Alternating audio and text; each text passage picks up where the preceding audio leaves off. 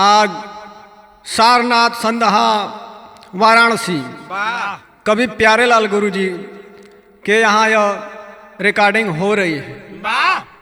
हमारे आवाज़ में, हमारे कलाकारों के आवाज़ में सभी का सहयोग है इसमें। मैं उम्मीद करता हूँ यह भी रहा आप लोग को जरूर पसंद आएगा। 4 लाइन भूमिका लगल कैसे। आदमी आज कैसे बचे तो बचे, हर जगह मौत है मुंह बाए खड़ी। आज है हम यहाँ कल कहाँ जाएंगे, टूट जाएगी कब जिंदगी की कड़ी।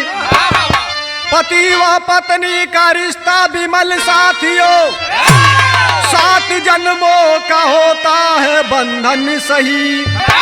इसमें विश्वास ही एक अहम है कड़ी, है किसी पर तो अब कोई भरोसा नहीं।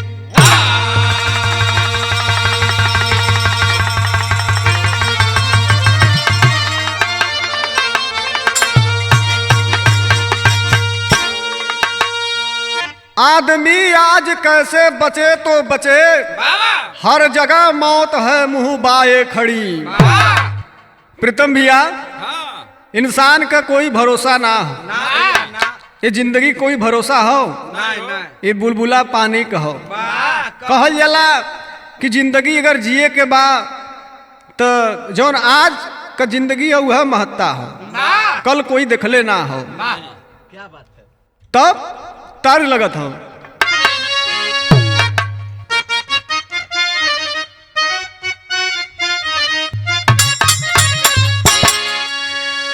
अरे हमार बाल मुरात काहे ना आइला,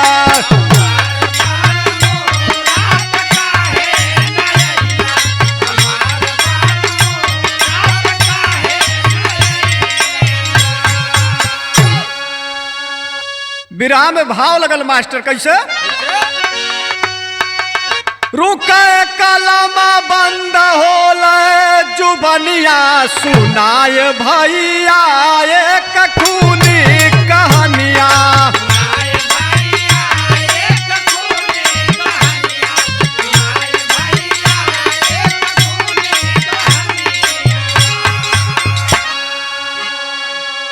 इंदौर MP के जिला कहाला,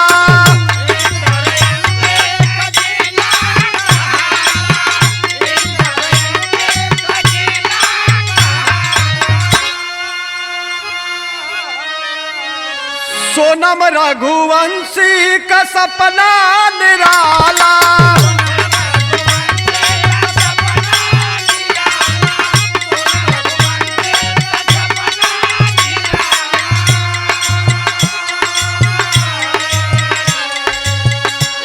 और राजा रघुवंशी का बनली दुल्हनिया, सुनाए भैया एगो खूनी कहानिया।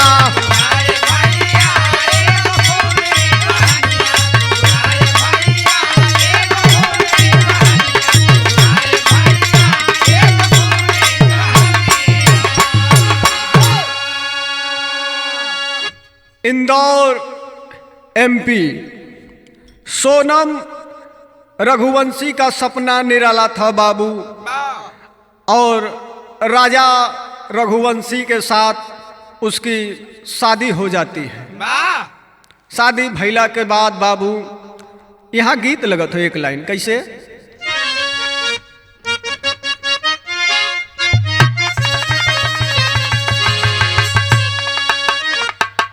भगवान कृष्ण जी को देख करके राधा जी बोल पड़ी,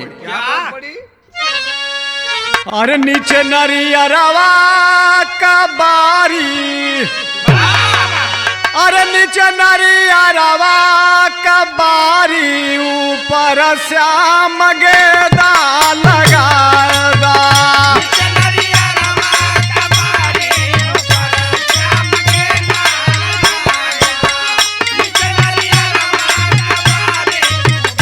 Yeah.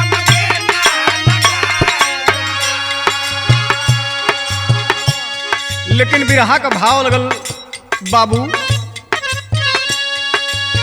दुल्हा से मिले दुल्हनिया, दुल्हा से मिले दुल्हनिया, उछाल मार चढ़ली जवानिया।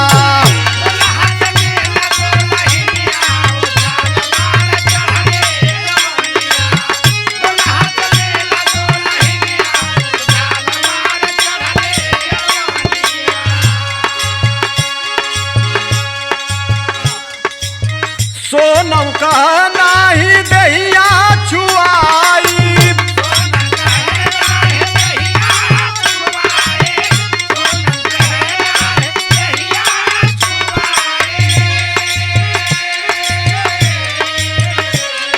कामाख्या माई के प्रसादी चढ़ाई।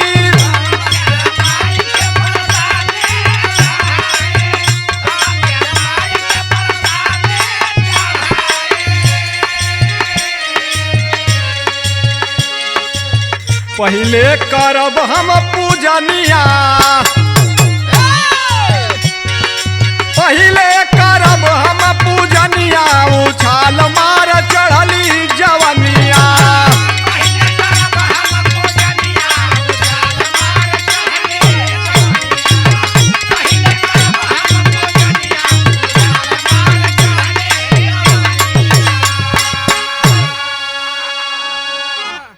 राजा रघुवंशी सोनम रघुवंशी को अपने घर लाते हैं शादी करके।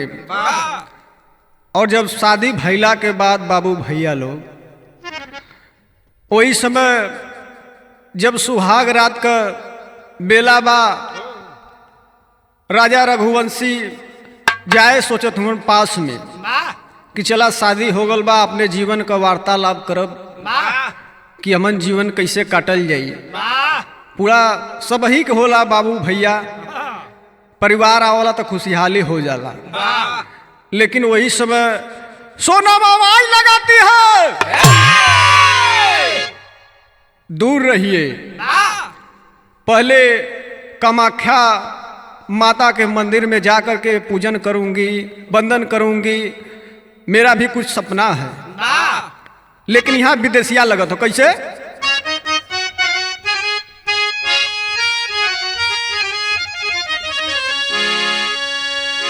एक और यार बाटे एक और से नूरावा हो, मने मन सोनम हो करेली पायनावा। पियावा से कहली हमरे संगे तू मेघाल चला, उहावा मनावल जाई चल के हनी मुनावा। 20 तारीखिया के धैली जहाजिया जाके, 3 गुंडन के बतवली ओ जनावा।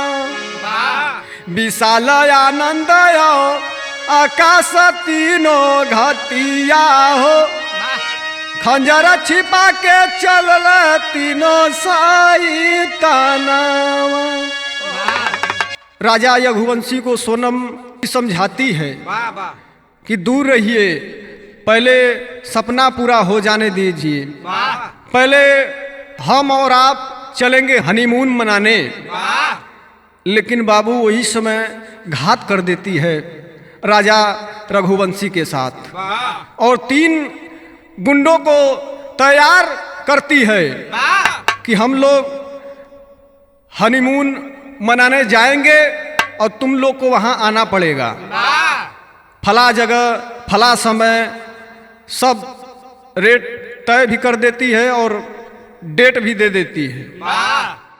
तीनों का नाम विशाल, आनंद और आकाश बताया गया बाबू। लेकिन यहाँ गीत लगा तो कैसे?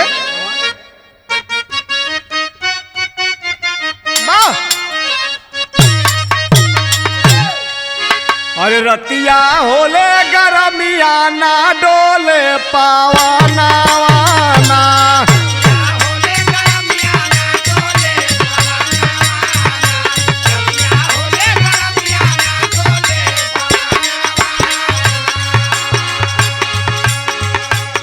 लेकिन का कैसे बाबू।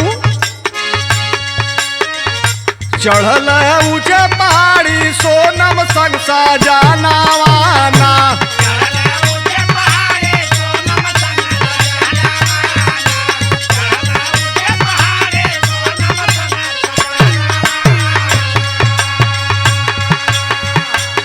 राजा रघुवंशी से मिलल तीनों जनावाना।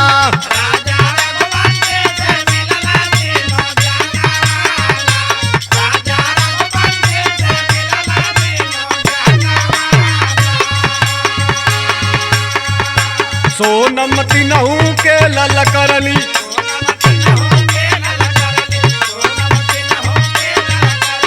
मारा मारा शब्द सुनवली,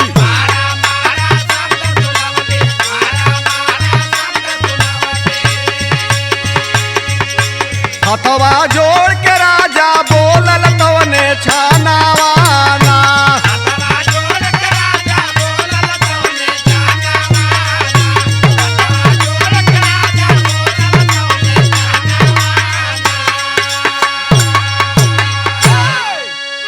बिरहा सुने वाले बाबू भैया लोग, वही समय राजा रघुवंशी को लेकर के सोनम रघुवंशी पहुंचती है।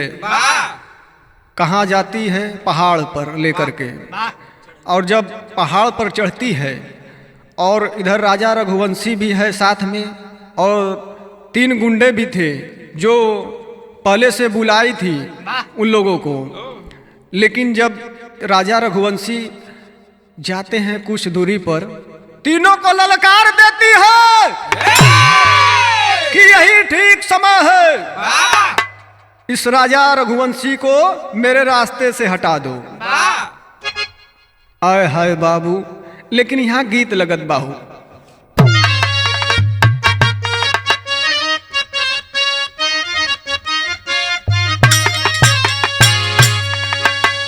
अरे पिया परदेस गइल तार लागो टोपिया में,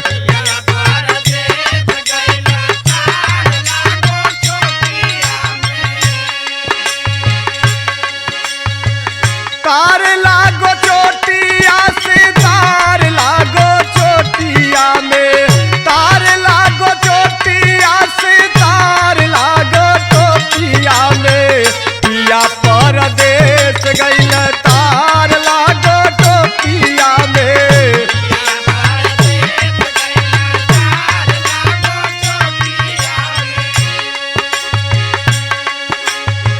लेकिन भाव लगल कैसे बाबू। का पैबू लैके मोर पारा नए सजनिया, का पैबू लई मोर पारा नए सजनिया, पारा नए सजनिया। हथवा जोड़ी छोड़ दा हमार जान नए सजनिया,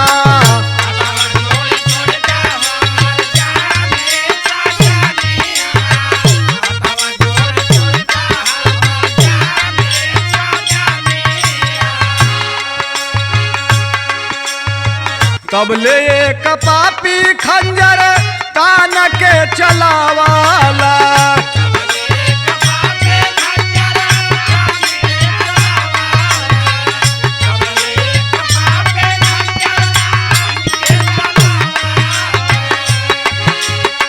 फट गयल लीलार ताब धरती पर गिरावाला,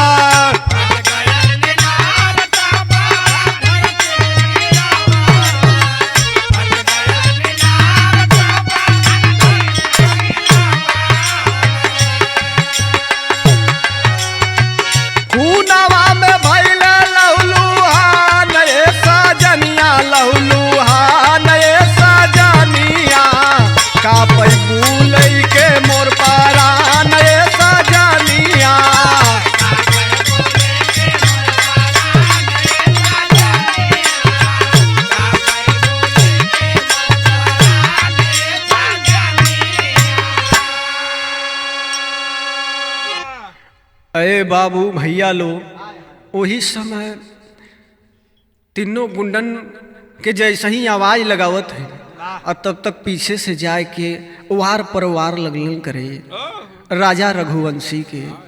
आय हाय हो बाबू, हाथ जोड़ लिया राजा रघुवंशी सोनम रघुवंशी के सामने। लीलार भी फट जाता है बाबू और कहने लगता है कि तुम ऐसा क्यों कर रही हो? अरे तुमको जब यही करना था तो तुमने शादी मुझसे क्यों किया? बहुत मेरा सपना था, बताओ तुम क्या थी और मेरे साथ ये क्या कर रही हो? राजा रघुवंशी यही कह रहा है, बताओ। लेकिन वह पापी नहीं मान रही है, वह मारने के लिए हाजिर है।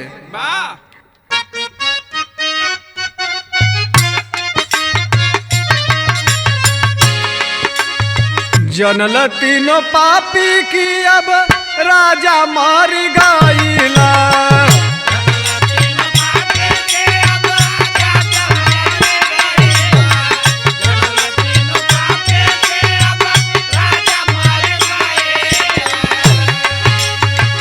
दूनो बादू गो कंगरी दूनो धाइला।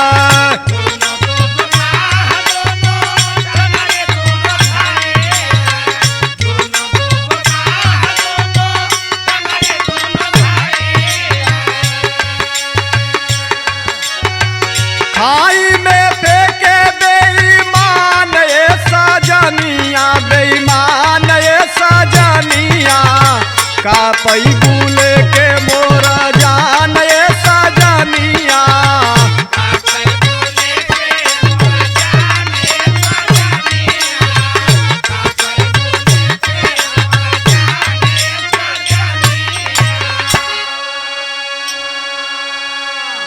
वही समय राजा रघुवंशी हाथ जोड़ लेते हैं सोनम रघुवंशी के सामने, बाबू पंचो भैया लोग। लेकिन उसका कलेजा पत्थर का था बाबू। अब तीनों आदमी सोच रहे हैं कि राजा रघुवंशी अब नहीं है इस दुनिया में, और दोनों हाथ पकड़कर, दोनों टांग पकड़कर बाबू पहाड़ के खाई के नीचे फेंक देते हैं। लेकिन यहाँ टेरी लगा था, कैसे?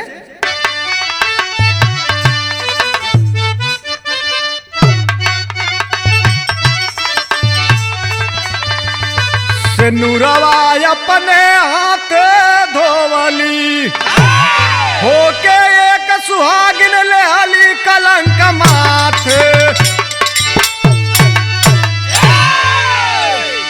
सेनुरवा अपने हाथे धोवली, होके एक सुहागिन ले हली कलंक माथे।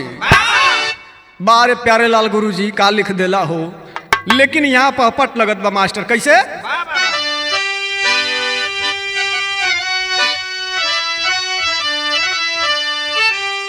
तीनों धरैला मोबाइल के द्वारा पारा चढ़ी गईला।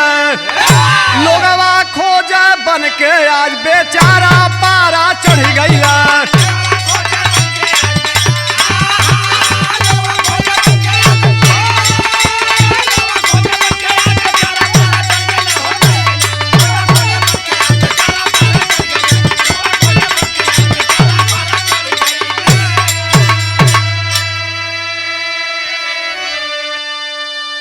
सोनम का भाई खोजला कहवा गईल बहिनिया हो। राजा का भाई राजा के खोजला हर जुनिया हो। लसिया मिलल बहलास का धारा पारा चढ़ी गईला। लोगवा रोवा टूटल या सहारा पारा चढ़ गईला।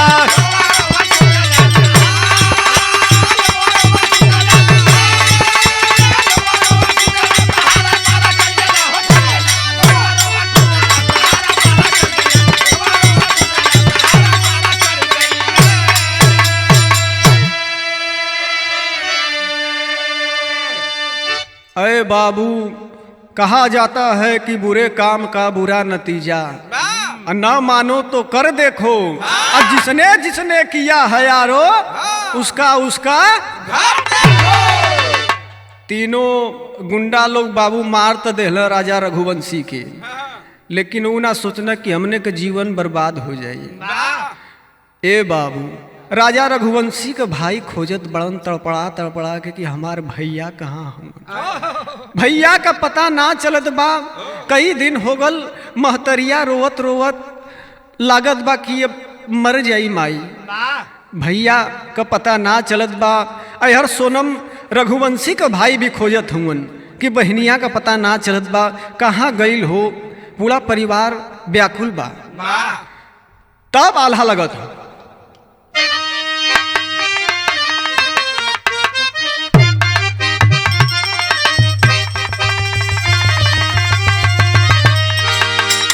बारह दिन बाद सोनम गाजीपुर धरैली बाबू।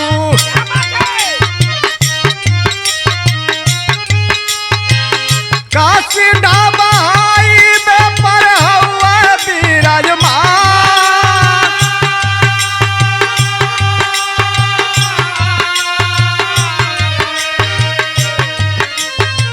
सोनम कह राजा के हम ही मरवावली बाबू।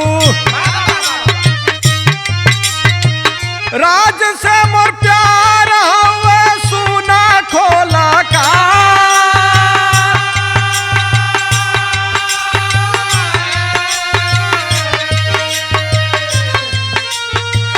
पहले से पलान रहल कार के बियाहवा बाबू।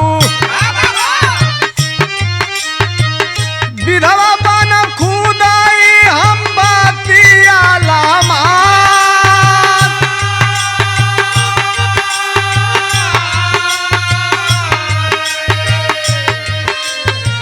बियाहे के ठीक दूसरे दीनवा के हम ही बाबू। घटना के सागरी बनावाली पाला।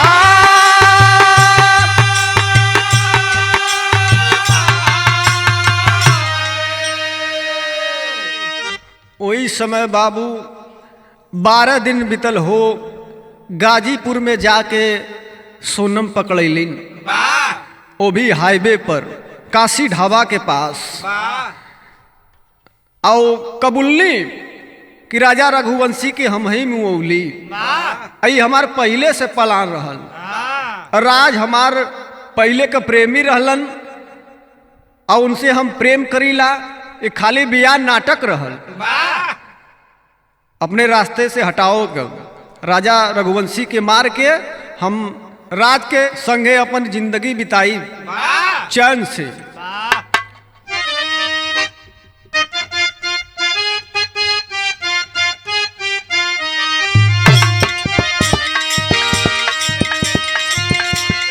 मेघालय के खाई में हम लाश फेंकावा वाली।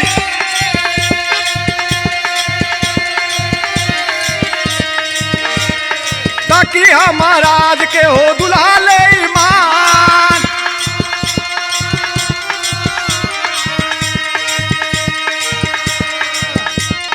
तब ले तो घटना का भंडा फोड़ा भइला।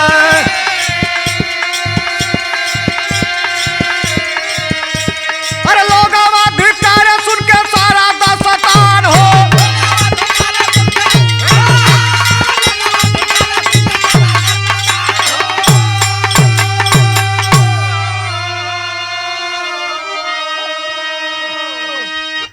वही समय बाबू सोनम पकड़ा गई। जब कबूल लेती है कि यह सारा गुनाह मैंने किया है। सोच ला बाबू, पति पत्नी का रिश्ता बड़ा अनमोल होला है दुनिया में। बाऊ माई सबकर शादी करलन कि हमरे बेटी का बियाह हो जी, हमरे बेटा का बियाह हो जाए, एक नया जीवन मिली। तब यहाँ खड़ी लगत। राजा का इंसाफ मिली है सुन ला वही घड़ी। जबला सोना पापिनियाना फांसी पर चढ़ी।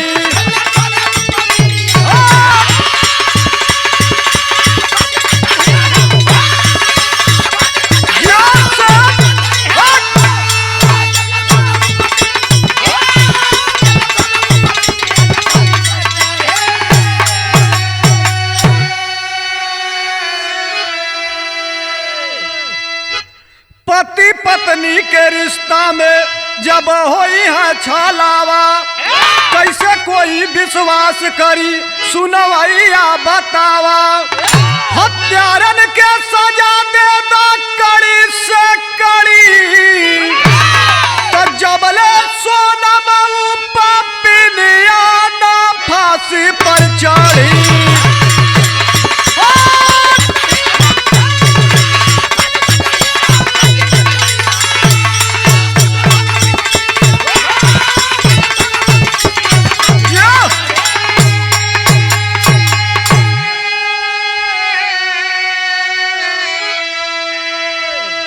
कैसे कोई विश्वास करी सुनवैया बतावा।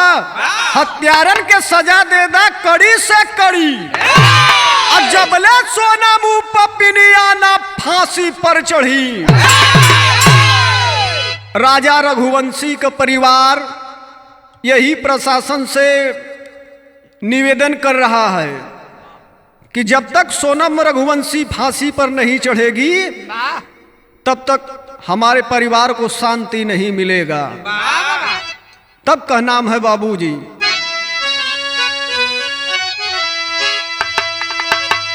गुरु बिहारी, गुरु गणेश, गुरु रामलाल जी मौन। स्वर्ग चंद्रिका कभी अब न्याय दिलाए कौन, से नूरवा अपने हाथे धोवली। राम शीश प्यारे लाल सब राजा के हो साथ